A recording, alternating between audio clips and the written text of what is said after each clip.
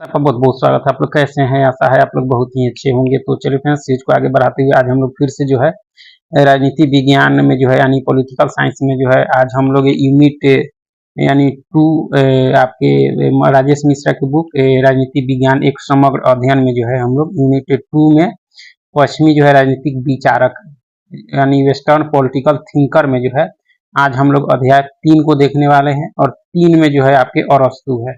तो आज हम लोग जो पढ़ेंगे अरस्तु से संबंधित जो भी इसमें दिया गया है उसको पढ़ेंगे। और यह जो आपका पॉलिटिकल थिंकर जो है आपके विभिन्न एग्जामों के लिए काफी इंपॉर्टेंट है, जैसे NET, GATE, state, PhD, TET, KVS, NBS यानी पॉलिटी विशेष जो भी एग्जाम है उसके लिए काफी इंपॉर्टेंट होने वाला है। तो चलिए शुरू करते हैं। इससे पहले हम लोग जो है इस बुक का जो है ये यूनिट 1 जो है आपके पॉलिटिकल जो है थ्योरी यानी राजनीतिक सिद्धांत हम लोग देख चुके हैं। दूसरे यूनिट को जो है हम लोग देख रहे हैं, जिसमें आज हम लोग अध्याय 3 को देखेंगे और अरस्तु के बारे में। तो चलिए शुरू करते हैं। अगर आप चैनल पर नए हो तो चैनल को लाइक और सब्सक्राइब जरूर करें। देख सकते हैं अध्याय 3 है अरस्तु। तो चलिए तो देख सकते हैं अरस्तु का जो समय है आपके 384 ईसा पूर्व से जो है 322 ईसा पूर्व जो है इस समय हुआ अरस्तु का। ठीक है, अरस्तु का जन्म जो है 384 ईसा पूर्व में जो है थ्रेस इसकी जो है एस्टागिरस यानी 384 ईसा पूर्व में जो है थ्रेस स्थित एस्टागिरस में जो है नामक जगह पर हुआ था अरस्तु का जन्म, जो यूनानी उपनिवेश था। यह जो जगह था आपके यूनानी उपनिवेश था आपका, कौन सा जगह? एस्टागिरस था, जहां आपके अरस्तु का जन्म हुआ था। अरस्तु जो है महान प्राचीन यूनानी राजनीति के दार्शनिक प्लेटो का शिष्य और जो है विश्व विजय की महत्वाकांक्षा रखने वाले सिकंदर का गुरु था। यानी अरस्तु जो था आपका प्लेटो का शिष्य और आपका जो है सिकंदर का गुरु था आपका। ठीक है, अरस्तु जो है राजनीति विज्ञान के पिता कहे जाते हैं। यानी अरस्तु को जो है राजनीति विज्ञान के पिता कहा जाता है। उन्होंने जो है पॉलिटिक्स नामक प्रसिद्ध रचना लिखी। उन्होंने पॉलिटिक्स नामक प्रसिद्ध रचना लिखी अरस्तु ने। ठीक है, अरस्तु ने जो है राजनीति विज्ञान को मास्टर साइंस कहा। क्या कहा? Master science. और अरस्तु ने जो है लिशियम नामक जो है शैक्षणिक संस्था भी जो है खोली थी। यानी कौन सी शैक्षणिक संस्था?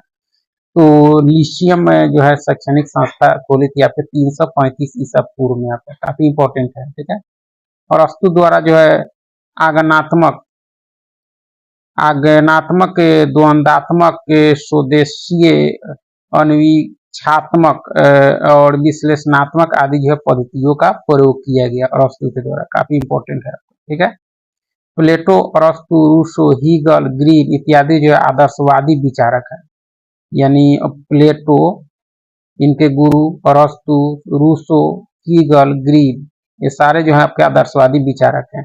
ये विचारक के जो है आदर्शवादियों में शामिल है। ठीक है, जो अपना विचार जो है अमूर्त विचार से जो है प्रारंभ करते हैं तथा राज्य एवं जो समाज को प्राथमिकता प्रदान करते हैं तथा चाहिए पर जो है बल प्रदान करते हैं।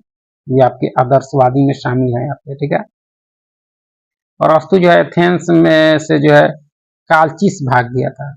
और अरस्तु जो है एथेंस जो है कालचिस भाग गया था ताकि एथेंस वासी जो है दर्शन शास्त्र के विरुद्ध जो है दूसरा अपराध न कर सके। काफी इंपॉर्टेंट है। ठीक है, अध्ययन पद्धति। अरस्तु की अध्ययन पद्धति देखी जाए तो अरस्तु की अध्ययन पद्धति जो है स्वदेशात्मक पद्धति जो है कहा जाता है। ठीक है, और अरस्तु के अनुसार किसी वस्तु का उद्देश्य जो है पूर्व निर्धारित होता है। और अरस्तु के अनुसार जो है किसी वस्तु का उद्देश्य पूर्व ही निर्धारित होता है। ठीक है,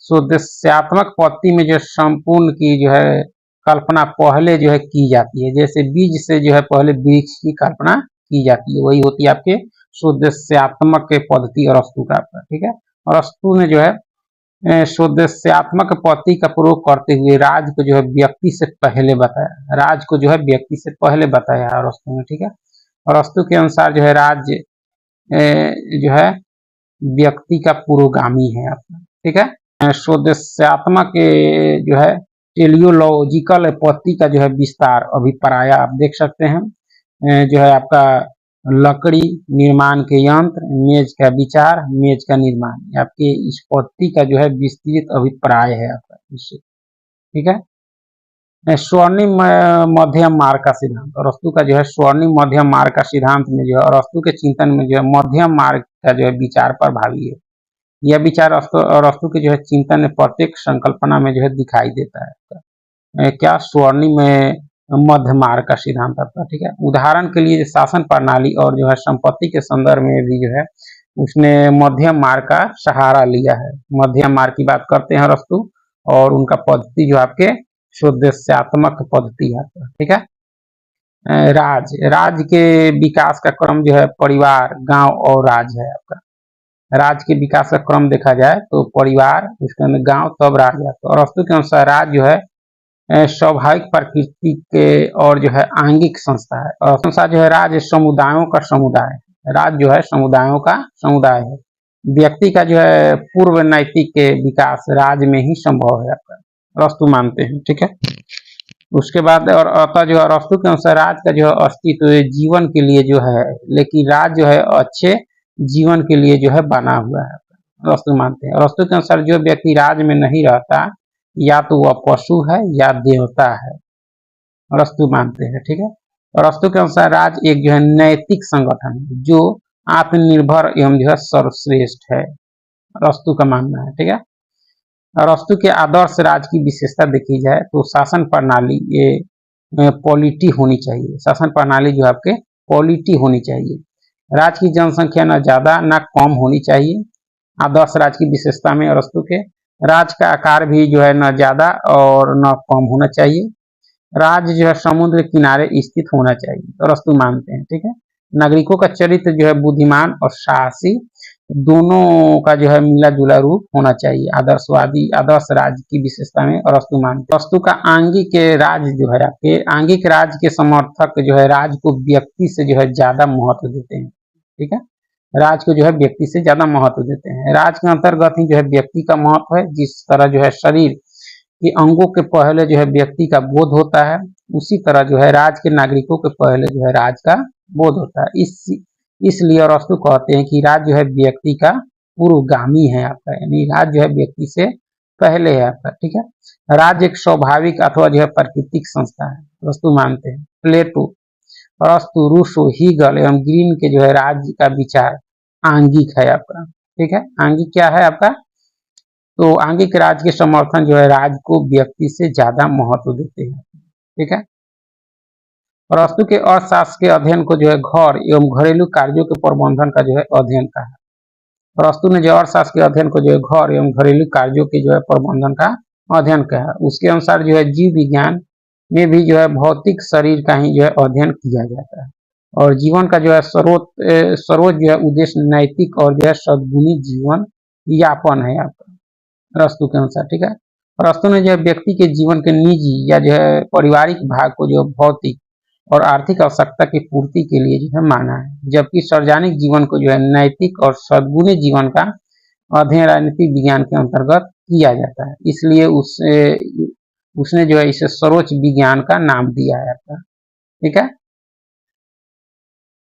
अरस्तु के अनुसार जो है राजनीति की परिभाषा, अरस्तु के अनुसार जो है मानवीय जीवन के दो पक्ष होते हैं, और जो है आर्थिक और व्यक्तिगत पक्ष से ज्यादा जो है महत्वपूर्ण व्यक्ति के जो है राजनीतिक एवं सामाजिक जीवन है, ठीक है। इसलिए अरस्तु ने जो है व्यक्ति को एक राजनीतिक प्राणी का नाम दिया है आपका, ठीक है, जिसका भी प्राणिक जो है गतिविधियों में शामिल होना व्यक्ति के जीवन का जो है सबसे बड़ा लक्ष्य है। अरस्तु के अनुसार व्यक्ति में जो है भौतिक आवश्यकताएं विद्यमान होती है जो पशुओं से जो है मिलती है, परंतु व्यक्ति की जो है मूल विशेषता नैतिक सद्गुणी जीवन यापन में है, जो ईश्वर की जो है विशेषता के समान है, ठीक है। इसलिए जो है राजनीतिक गतिविधि में भाग लेने का जो है मूल उद्देश्य समुदाय का कल्याण है, न कि जो है व्यक्तिगत स्वार्थ और हितों को जो है पूर्ण करना। यह विचार जो अरस्तु पर प्लेटो के विचारों का जो स्वाभाविक परिणाम है आपका। वो यह मानते हैं, अरस्तु मानते हैं कि राजनीतिक गतिविधि में जो है शामिल होना व्यक्ति जीवन का सबसे बड़ा लक्ष्य है आपका, ठीक है। परिवार का विचार, अरस्तु का जो है परिवार का विचार देखा जाए, अरस्तु ने जो परिवार को महत्व प्रदान किया। परिवार में जो अरस्तु ने पति, पत्नी, बच्चे और दासों को शामिल किया है परिवार में, ठीक है। अरस्तु के अनुसार परिवार एक जो है स्वाभाविक संस्था है। अरस्तु के अनुसार परिवार में जो है पति, पत्नी, बच्चे और दास शामिल है, ठीक है। परिवार का मुखिया जो है पति होता है, जिसमें जो है विवेक सर्वोच्च होता है। पत्नी में जो है अल्प विवेक होता है, जबकि बच्चों में जो है विवेक अविकसित होता है, अरस्तु मानते हैं। यानी पति, पत्नी, बच्चे और दास को शामिल किया है परिवार में अरस्तु ने। अरस्तु के अनुसार परिवार में जो सभी स्थिति समान नहीं होती। परिवार के प्रत्येक सदस्य को जो है निर्देशित करने में जो है मुखिया की भूमिका अलग-अलग होती है। उसके बाद में जो है डनिंग के अनुसार जो है जब पति पत्नी को जो निर्देशित करता है तब उसकी भूमिका जो है संवैधानिक सलाहकार की होती है आपका, ठीक है। पिता जो है पुत्र को निर्देशित करता है तो अधिनायकवादी होता है आपका। जब जो है मालिक दास को जो है निर्देशित करता है तो उसकी भूमिका जो है निरंकुश होती है आपका, ठीक है। अतः अरस्तु के अनुसार जो है राज का जो है नागरिकों पर शासन मुखिया के परिवार पर शासन से जो है भिन्न होता है। प्लेटो के अनुसार मुखिया का शासन जो है राजा का नागरिकों के समान होता है। अरस्तु ने जो है इसका खंडन किया है, ठीक है। परिवार में पति का जो है पत्नी पर शासन अस्थायी होता है, जबकि जो है राजा का नागरिकों पर शासन जो है अस्थायी नहीं होता है, इसलिए अरस्तु इसका खंडन करते हैं। परिवार का मूल उद्देश्य जो है भौतिक आवश्यकताओं का प्रबंधन करना है, जबकि राज द्वारा जो है नैतिक आवश्यकताएं पूर्ण होती है आपका, इसीलिए जो है अरस्तु इसका खंडन करते हैं। परिवार के मुखिया का जो है परिवार के अलग अलग लोगों के लिए जो है निर्देश भिन्न भिन्न होता है, जबकि राज का निर्देश जो है सभी के लिए समान होता है, ठीक है। राज का निर्माण परिवार और गांव से जो है मिलकर होता है, अतः राज जो है परिवार और गांव से जो है गुणात्मक और व्यापक तथा जो है तुलनात्मक रूप से भिन्न है। इसीलिए अरस्तु ने जो है इसका राज का जो है इसका खंडन किया है। डनी के अनुसार जो परिभाषा है, ठीक है। दास पर विचार, अरस्तु का दास पर विचार देखा जाए तो अरस्तु ने दास प्रथा का जो है समर्थन किया है। अरस्तु के अनुसार जो है वे व्यक्ति दास हैं जो विवेक शून्य है, ठीक है। अरस्तु ने जो विवेक शून्य लोगों को जो है दासों की श्रेणी में रखा है। जो शारीरिक रूप से बलिष्ठ हो लोगों के जो है दास होते हैं, ठीक है। दास जो है मनुष्य की जीवित संपत्ति और परिवार का भाग होता है। मनुष्य का जीवित संपत्ति माना है दास को, परिवार का भाग भी माना है अरस्तु ने। दास प्रथा के समर्थन में अरस्तु के तर्क, अरस्तु के अनुसार जो यह प्रकृति का नियम है कि श्रेष्ठ जो है श्रेष्ठ अधीनों पर जो है शासन करे, श्रेष्ठ जो है अधीनों पर शासन करे, अर्थात दास प्रथा जो है प्राकृतिक है, स्वाभाविक है, अरस्तु मानते हैं। दास प्रथा जो है दास और स्वामी दोनों के लिए जो है उपयोगी है। स्वामी के लिए इसलिए उपयोगी है कि जो है उनके द्वारा घरेलू कार्य करने में जो है स्वामी को शासन कार्यों में जो भागीदारी के लिए पर्याप्त समय मिलता है, ठीक है। और दासों के लिए इसलिए उपयोगी है क्योंकि मालिक के साथ जो है रहते हुए दासों में भी जो है नैतिकता का विकास हो जाता है। यानी दोनों दास को अनिवार्य मानते हैं, प्रकृति यानी स्वाभाविक मानते हैं अरस्तु ने जो है नैतिकता का विकास होने पर दासों को जो है छोड़ देने का भी जो है समर्थन किया है आपका, ठीक है। बारकर के अनुसार जो अरस्तु की दास प्रथा में जो है मानवीयता का तत्व मौजूद है, बारकर मानते हैं।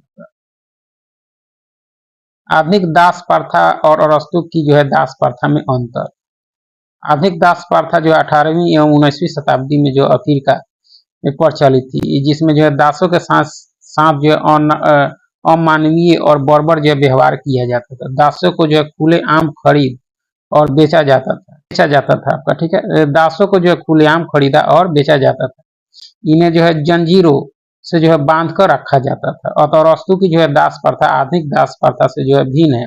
अरस्तु की दास प्रथा की विशेषताएं निम्नलिखित हैं आपकी, ठीक है। अरस्तु ने जो है युद्ध बंदियों को जो है दासों की श्रेणी में नहीं रखा है, युद्ध बंदियों को दासों की श्रेणी में नहीं रखा है। इनके अनुसार जो है दास का बेटा दास होगा यह जो है आवश्यक नहीं, अरस्तु के अनुसार, ठीक है। अरस्तु के अनुसार दासों को जो है उत्पादन कार्यों में नहीं लगाया जाएगा, वे केवल घरेलू कार्यों में सहायता करेंगे, अरस्तु के अनुसार। अरस्तु के अनुसार जो है यदि दास में जो है विवेक का विकास हो जाएगा तो उसे जो है मुक्त कर दिया जाएगा, अतः यह जो है आवश्यक नहीं कि जो है व्यक्ति आजीवन दास रहेगा, अरस्तु के दास पर विचार के संबंध में, ठीक है। और अरस्तु के अनुसार जो है दासों के साथ जो है मानवीय और मित्रतापूर्ण व्यवहार किया जाएगा, ठीक है। और अरस्तु के अनुसार दास जो है मालिक के शरीर के ही जो है विस्तृत रूप है। उसने तो यहाँ तक कहा है कि यूनानी लोग जो है दासों की श्रेणी में नहीं रखे जाएंगे, बल्कि बर्बर प्रजातियों को ही जो है दासों में रखा जाएगा, अरस्तु मानते हैं। ठीक है, देख सकते हैं। उसके बाद में अरस्तु का जो है विधि का शासन, विधि का अरस्तु ने जो है अपने गुरु प्लेटो के जो है विपरीत विधि के शासन को जो है महत्व दिया है, यानी अपने गुरु प्लेटो के विपरीत जो है विधि के शासन को जो है महत्व दिया है। ठीक है, अरस्तु के अनुसार विधि युग के अनुभव की जो है संचित निधि, युग की जो है अनुभव की संचित निधि है, अरस्तु के अनुसार विधि है। तो ठीक है, अरस्तु के अनुसार विधि जो है वासना रहित विवेक है, आपका वासना रहित विवेक है। ठीक है, और अरस्तु ने जो है विधि को सद्गुण का पर्याय माना है आपका। अरस्तु ने अपनी रचना पॉलिटिक्स में कहा है कि जब जो है व्यक्ति विधि और न्याय से जो है परिपूर्ण होता है तो वह सर्वोत्तम होता है, परंतु इससे जो है अलग होने पर वह जो है निकृष्ट बन जाता है, अपनी पुस्तक पॉलिटिक्स में कहा है। ठीक है, अरस्तु के अनुसार विधि जो है अवैयक्तिक होती है, क्योंकि विधि जो है शासक और शासित दोनों पर जो है समान रूप से लागू होती है आपकी। ठीक है, उसके बाद में शासक और शासित दोनों जो है विधि के लिए समान है। अरस्तु के अनुसार शासक जो है विधि द्वारा शासन करते हैं, स्वेच्छाचारी द्वारा नहीं आते। ठीक है, शासन का आधार शासितों की सहमति है, यह आपके अरस्तु का जो है विधि कहता है, यानी विधि का शासन कहता है। अरस्तु की जो है नागरिकता, अरस्तु के अनुसार जो है वे व्यक्ति नागरिक है जो शासन कार्य में भाग लेते हैं, ठीक है, तथा अपना योगदान देते हैं, वही नागरिक है। बारकर के अनुसार अरस्तु की जो है नागरिकता की कल्पना राज्य में जो है करदाता के रूप में न होकर जो है शेयर होल्डर या जो है अंशधारी के रूप में यह बारकर मानते हैं अरस्तु के नागरिकता के संबंध में। ठीक है, अरस्तु ने जो है नागरिकता का आशय जो है सरकार के न्यायिक और जो है प्रशासनिक कार्यों में भागीदारी से लिया है आपका। आधुनिक नागरिकता का मूल आधार जो है अधिकार है, यह जन्म से या किसी भूभाग में जो है निवास करने से प्राप्त हो जाती है, अधिकार। ठीक है, अरस्तु के अनुसार निम्न लोगों के लिए जो है नागरिकता नहीं होगी, महिलाओं के लिए, शिल्पी के लिए, बूढ़े एवं बच्चे एवं दासों को और विदेशी को, इनको जो है नागरिकता नहीं होगी अरस्तु के अनुसार। अरस्तु का कहना है कि यदि तो प्रकृति का यह तो प्रकृति का नियम है कि वरिष्ठ कनिष्ठ पर जो है शासन करेगा। ठीक है, अरस्तु की नागरिकता कर्तव्य पर आधारित है, अरस्तु की नागरिकता जो है वो कर्तव्य पर आधारित है। अरस्तु की नागरिकता की मान्यता का आधार जो है नैतिकता का विकास है आपका। अरस्तु की नागरिकता जन्म या निवास के आधार पर जो है प्राप्त नहीं होती है आपकी, सब तो नागरिकता की पक्षधर नहीं है आपके। ठीक है, नागरिक के गुण, अरस्तु के अनुसार नागरिकों का जो है कोई एक समान गुण नहीं होता, उनके गुण जो है विभिन्न प्रकार के होते हैं तथा राज्य के जो है विधान के अनुसार उनमें भी जो है परिवर्तन होते रहते हैं। ठीक है, एक अच्छे मनुष्य के गुणों का जो है नागरिकों में होना या न होना आवश्यक नहीं है। ठीक है, एक अच्छे नागरिक में शासन करने तथा शासित होने की जो है क्षमता होनी चाहिए। ठीक है, एक श्रेष्ठ मनुष्य के गुण, अरस्तु के अनुसार एक श्रेष्ठ मनुष्य के क्या गुण होने चाहिए, अरस्तु के अनुसार श्रेष्ठ मनुष्य के गुण जो है संयम, साहस एवं न्याय आदि होते हैं। एक श्रेष्ठ मनुष्य में जो है शासक और नागरिक के दोनों का जो है गुण होना आवश्यक है आपके। अरस्तु के अनुसार श्रेष्ठ मनुष्य के गुण जो है स्थिर एवं जो है अपरिवर्तनशील होते हैं अरस्तु के अनुसार। ठीक है, अरस्तु का जो है संपत्ति पर विचार क्या है, देख सकते हैं। व्यक्ति का मूल विकास जो है नैतिकता में है आपका। नैतिकता आंतरिक होती है, लेकिन नैतिकता के विकास के लिए जो बाह्य परिस्थितियां भी जो है आवश्यक है। इन बाह्य परिस्थिति में जो है संपत्ति प्रमुख है आपका। ठीक है, सर संपत्ति का अर्जन दो प्रकार से होता है, तो प्राकृतिक तरीके से, अरस्तु के अनुसार जो है मछली पालन करना, कृषि कार्य करना इत्यादि जो है संपत्ति अर्जन के जो है प्राकृतिक तरीके हैं। और शोषण की विधि से व्यापार और वाणिज्य से जो है प्राप्त संपत्ति, लेकिन अरस्तु जो है प्राकृतिक विधि द्वारा जो है अर्जित संपत्ति को ही जो है वैध मानता है आपका। यह दो तरह से संपत्ति अर्जन बताता है आपके अरस्तु। ठीक है, अरस्तु के अनुसार संपत्ति व्यक्ति के जो है व्यक्तित्व का जो है देश और काल में जो है विस्तार है आपका। ठीक है, अरस्तु के अनुसार संपत्ति पर स्वामित्व व्यक्ति की बजाय जो है परिवार का होता है। अरस्तु संपत्ति का समर्थन तथा जो है व्यापार और सूदखोरी की जो है आलोचना करता है। अरस्तु ने जो संपत्ति वितरण के 3 तरीके बताए हैं आपके, व्यक्तिगत संपत्ति और सामूहिक उपभोग। ठीक है, सामूहिक संपत्ति और व्यक्तिगत उपभोग। सामूहिक संपत्ति और सामूहिक उपभोग, ये तीन जो है संपत्ति वितरण के तीन तरीके बताए हैं अरस्तु। ठीक है, और अरस्तु प्रथम में जो है वितरण के तरीकों को जो है सबसे अच्छा मानता है।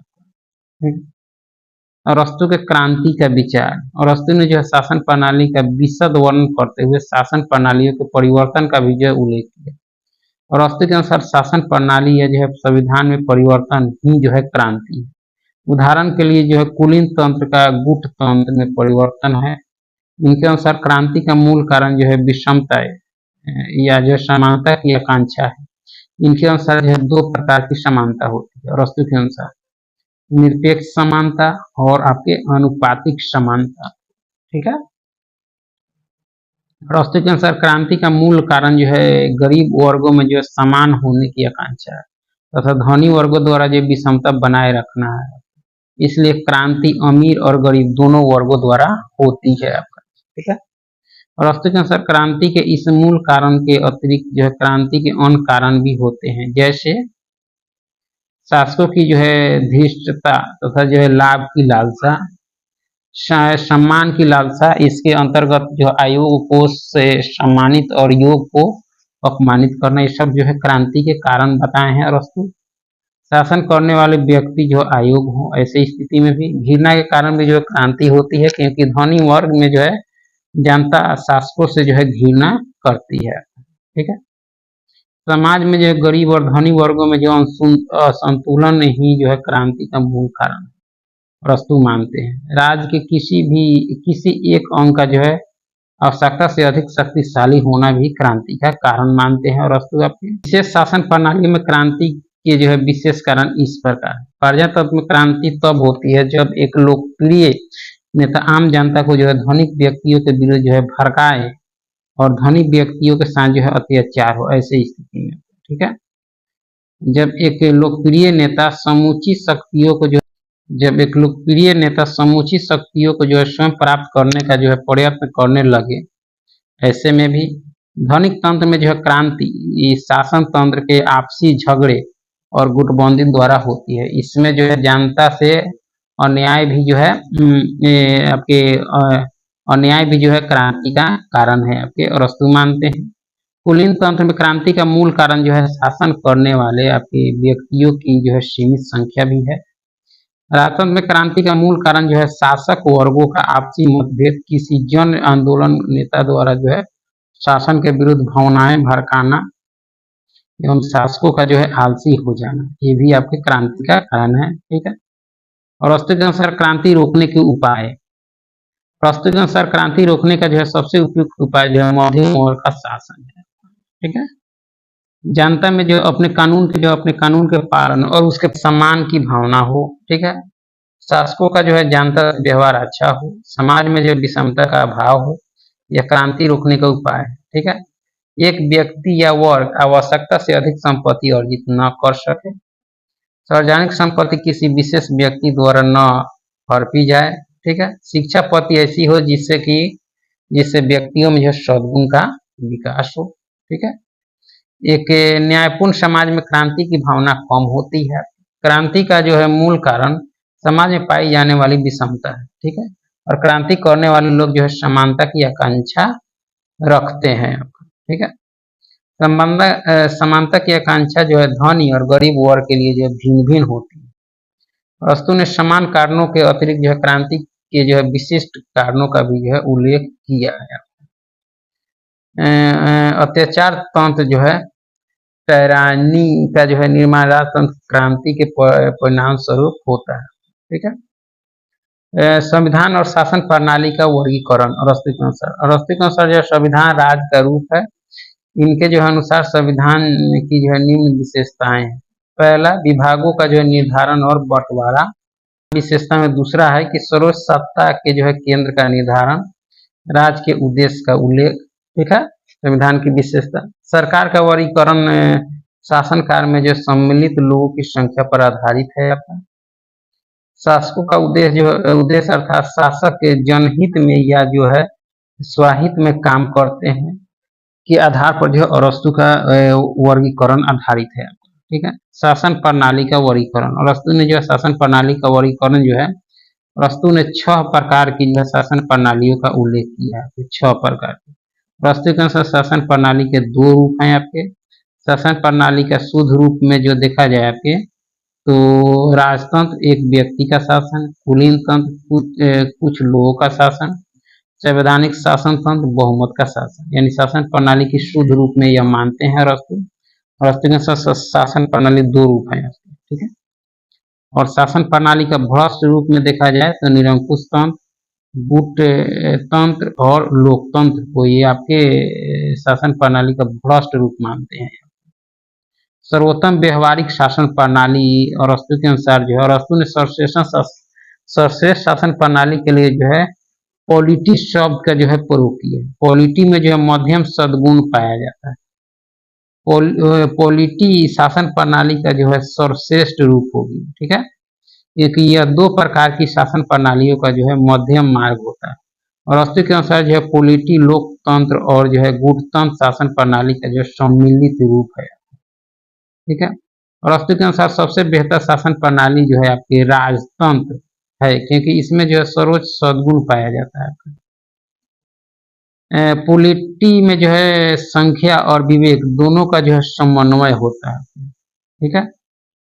विवेकशील व्यक्ति भी जो है शामिल हो, साथ ही जो है संख्या बल हो, इन दोनों के जो है मिश्रित रूप में से जो है पॉलिटी शासन प्रणाली का उदय होता है, ठीक है। सर्वोत्तम शासन प्रणाली में जो है धनी लोगों के साथ गरीब लोग भी शामिल हों, अरस्तु मानते हैं, ठीक है। इस प्रकार पॉलिटी अभिजात तंत्र और लोकतंत्र दोनों ही प्रकार की शासन प्रणालियों के बीच का मार्ग है आपका, ठीक है। निरंकुश शासन प्रणाली शक्ति पर आधारित होती है आपके। गुटतंत्र संपत्ति और जो है आधारित शासन प्रणाली है। गुटतंत्र जो है संपत्ति पर आधारित शासन प्रणाली है, जबकि लोकतंत्र स्वतंत्र पर आधारित शासन प्रणाली है। वह सरकार अधिक प्रभावी तथा जो है अस्थायी होती है, जो दीर्घकालिक हित में काम करती है आपका, ठीक है। और अरस्तु का न्याय सिद्धांत, अरस्तु का न्याय सिद्धांत, अरस्तु का न्याय सिद्धांत जो है समानुपातिक है आपका, क्या है, समानुपातिक, ठीक है। न्याय को 2 भागों में विभाजित किया है। संपूर्ण न्याय, इस न्याय से जो है आशय सामाजिक नैतिकता से है। अरस्तु ने संपूर्ण न्याय के लिए जो है सात्विकता शब्द जो है प्रयुक्त किया है। अपने कर्तव्य का पालन करना ही न्याय है, अपने कर्तव्य का पालन करना ही न्याय है, अरस्तु मानते हैं। विशेष न्याय अरस्तु का जो है आपका क्या है, संशोधनात्मक न्याय, यानी विधि के अनुसार कार्य नहीं करने पर राज द्वारा जो है दंड दिया जाना, अर्थात व्यक्तियों के आचरण को सुधारने के लिए राज द्वारा दंड या शक्ति प्रयोग करना है आपका, ठीक है। वितरणात्मक न्याय, राज द्वारा जो है व्यक्तियों में पद, सम्मान और पुरस्कार का वितरण करना, ठीक है। और अरस्तु के अनुसार समाज में जो है सेवाओं और पदों का जो है वितरण व्यक्तियों द्वारा समाज में किए गए योगदान से निर्धारित होगा आपका, यह न्याय मानता है। समानता का सिद्धांत भी जो है समानुपातिक है आपका, ठीक है। और अरस्तु के अनुसार व्यक्ति का जिस अनुपात में समाज में योगदान हो, उसी अनुपात में उसे जो है पुरस्कार मिलना चाहिए, ठीक है। इसलिए समानता प्राकृतिक और अवांछित है आपका। समानता जो है अप्राकृतिक और अवांछित है आपका, ठीक है। और अरस्तु अनुपातिक समानता के जो है विचार का समर्थक है, इसका अनुपातिक समानता का। और अरस्तु जो है अंक गणितीय समानता के विचार का जो है समर्थक नहीं है। मानवीय जीवन का मूल उद्देश्य जो है प्रसन्नता प्राप्त करना है, जिसे जो है यूनानी भाषा में जो है यूडेमोनिया कहा जाता है, ठीक है। व्यक्ति एक राजनीतिक प्राणी है, यूनानी भाषा में इसका जो है अर्थ जू पॉलिटिकोन है आपका, ठीक है। यूनानी युग में जो है सभी लोग साथ बैठते थे, जिसे जो है एक्लेसिया कहा जाता था। यह जो है आपके विधायिका की भांति जो है कार्य करती है। और अरस्तु के प्रमुख ग्रंथ देख सकते हैं, पॉलिटिक्स है, ऑन द सूल एंड ऑन जो है मेमोरी एंड जो है रिकलेक्शन है आपका, ठीक है। एथेनिया कॉन्स्टिट्यूशन, यूडेमियन जो है एथिक्स, वर्च्यू एंड जो है वाइस, ये आपकी अरस्तु की है। मेरे सब जो दिए गए हैं आपके यानी अरस्तु की जो है पुस्तकें हैं, आपका देख सकते हैं, एक बार देख सकते हैं, नोट कर सकते हैं। चलिए फिर बहुत बहुत धन्यवाद।